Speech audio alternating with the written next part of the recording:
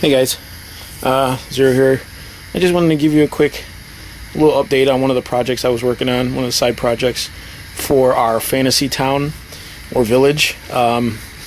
This is another piece we had sitting in a box, and I just finally decided to get it out and start finishing it up to get it painted and get it set in the town. I got a couple other projects I'm working on, but this is one that's pretty much near completion. So I'll rotate this thing here for you. If it'll go. There it goes.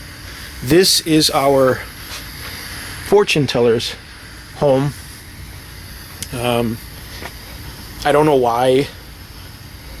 I think when we originally fabricated the building, the way we set it up on, just the angles and everything, and the stairwell and stuff, I was kind of like, looks like a gypsy would live there. And I know that's kind of counterintuitive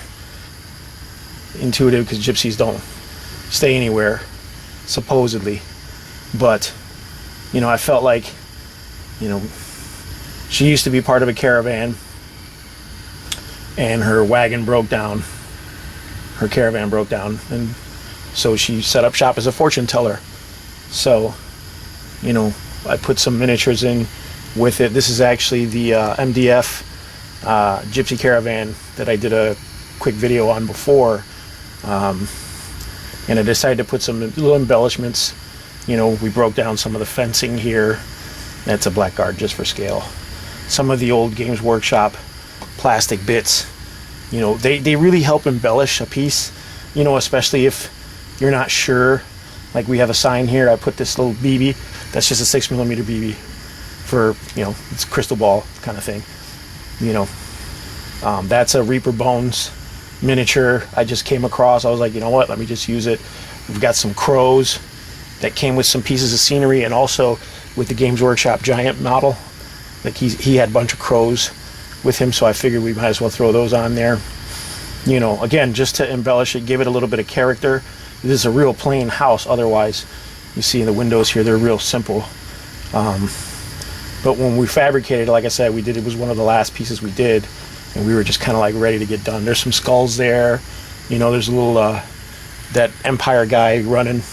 I felt like he looked kind of gypsy-esque, so we could throw him on the caravan. Let me give you a quicker look at that little dude. So, and there's a crow up there. I put a little, that banner is from an Imperial Knight kit.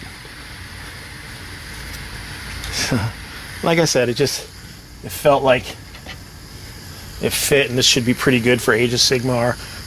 Any game any skirmish game, miniature game you want to play, Malifaux, Frostgrave, although Frostgrave is more ruins, you could still play in this kind of, with these kind of buildings. You can get your figures pretty much anywhere on the base. Here, they'll stand there, but they'll fall. You see, it's a heavy model, but you can go all over the board there. So yeah, I just wanted to show you guys that. That's kind of a work in progress still. A little stovepipe there. I'm not sure if I want to add anything else. I think this is pretty much it, unless I can come up with some green stuff to do some kind of like drapery around the back door here where she's at.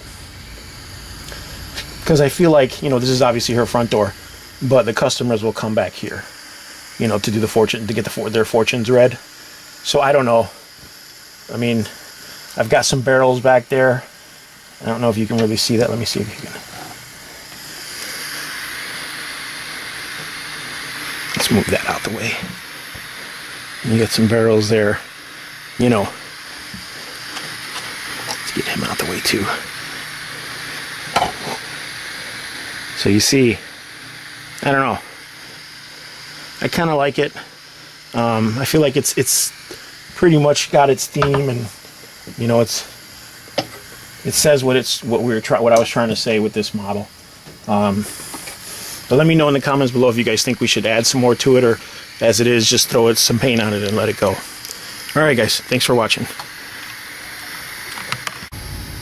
Here is one of the last pieces, hopefully, that I'll be working on for our fantasy village. I decided to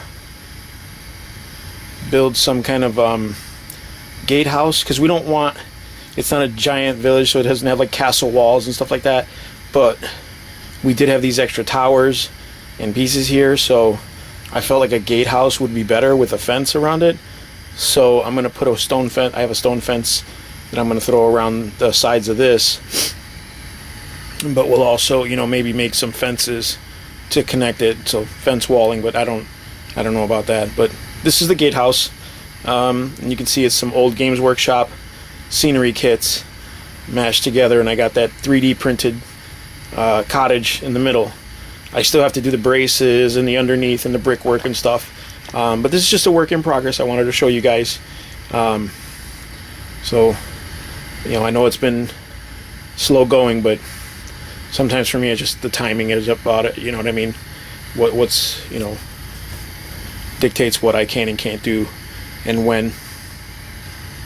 But like I said, I just kind of wanted to give you guys a quick scenery update. So I built the thing pretty tall, and it looks like a little too tall, but I wanted to be able to make sure that larger models could fit through there. Not that we're going to be using a lot of those types of models, but you know, you never know who's bringing what to the table. So just in case, the giant can make it through there. You see that he can fit in there, but once I put the bracing in, he probably won't be able to fit. And like I said, I have a fence that's going to go around the whole thing. But I just wanted to show you guys real quick what else I've been working on.